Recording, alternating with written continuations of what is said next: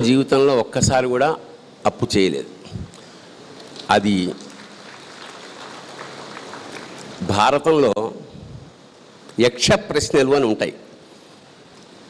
పాండవులందరూ నీళ్లు తాగడానికి వెళ్ళినప్పుడు యక్షుడు ఒక్కొక్కళ్ళని లోపలికి సముద్రం మడుగులో తోసేస్తాడు, లాగేసుకుంటాడు. ఒక ధర్మరాజు మిగులుతున్నప్పుడు ధర్మరాజుని యక్ష ప్రశ్నలు అడుగుతాడు చాలా. ఆ ప్రశ్నల్లో ఒకటి ఏమిటంటే, మనశ్శాంతిగా ఉండేవాడు ఎవడు అంటే అప్పు లేనివాడు. మీరెంత కష్టపడి సంపాదించినా ఫస్ట్ అయ్యేటప్పటికి అప్పులాడు గుమ్మం ముందు ఉన్నాడు అనుకోండి, మనసు. ఎందుకంటే తీసుకుంటున్నప్పుడు ఉన్న మజా ఇచ్చేటప్పుడు ఉండదు. అవునా కదా? అప్పు చాలా కష్టంగా తీసుకుంటారు, కానీ ఇచ్చేటప్పుడు ఏదో మన సొమ్ము మనదంతా మన సొమ్మంతా దోచి వాడికి పెడుతున్న ఫీలింగ్ కలుగుతుంది. అది ఫస్ట్ పాయింట్. జీవితంలో ఒక్కసారి కూడా అప్పు చేయలేదు.